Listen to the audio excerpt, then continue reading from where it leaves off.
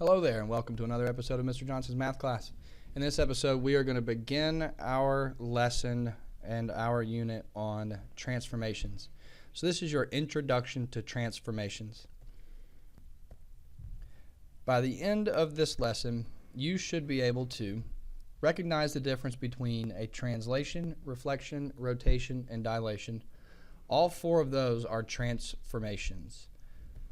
You need to understand which of the transformations are congruent and which one is similar, and recognize the rules for transformations. We're going to learn more about the rules in later episodes, but today we're just going to understand what arrow notation is, what prime notation is, and the difference between a pre-image and image.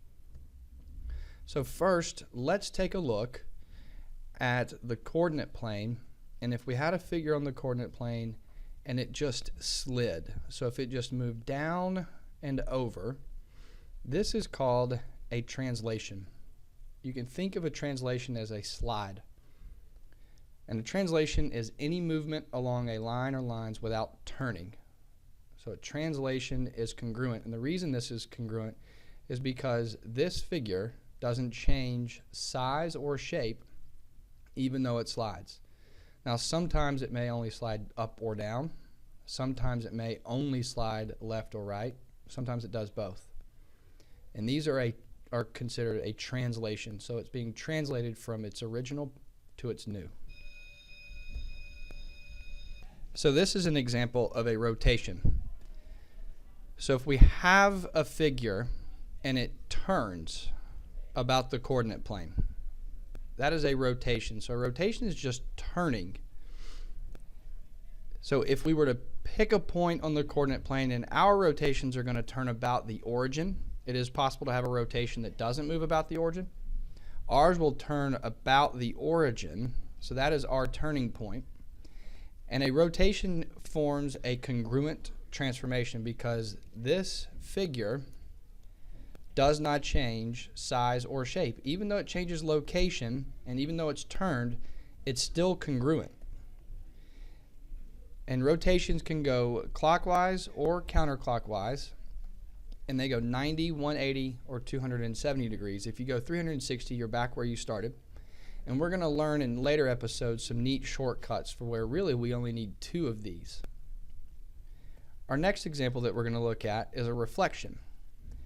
So here is our pre-image, or the original, and then here's the image. So if it reflects across the y-axis, and a reflection is just a mirror image, you'll notice how it looks like it's turned, but this isn't a turn, this is actually a flip.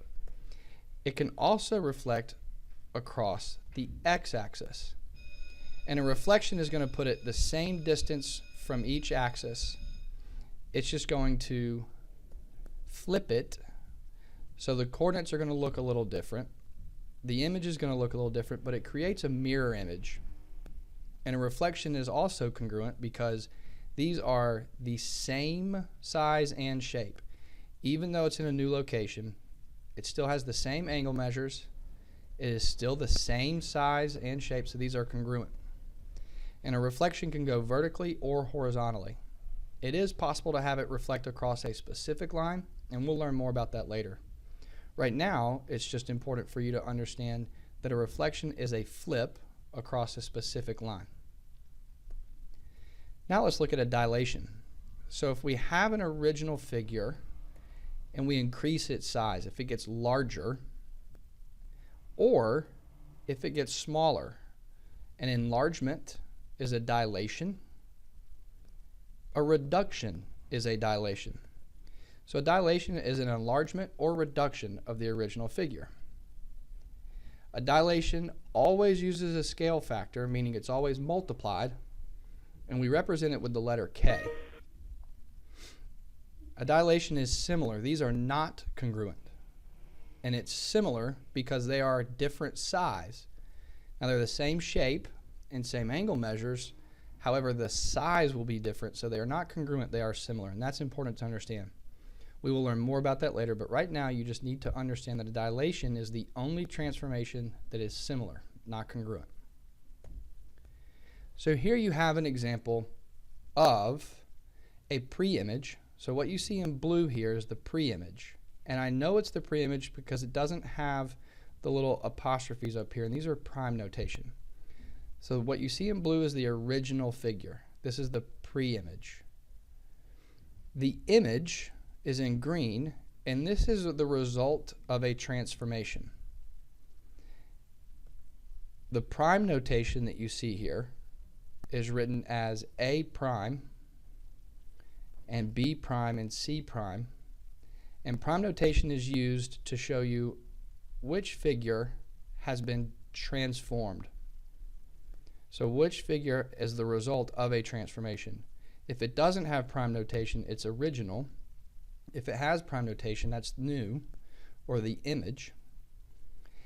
And we will learn more about how to write these rules, but right now what you need to understand is that the way we write the rule is using arrow notation. And arrow notation, since this is a translation, so this is a slide, and I went 1, 2, 3, 4, 5, 6, 7 to the right and down 1. So this would be x plus 7 and y minus 1. You don't need to understand how I got this rule just yet. All I want you to do right now is be familiar with arrow notation. And this is how we write the rule for a transformation. That concludes today's episode. Thanks for tuning in. See you soon.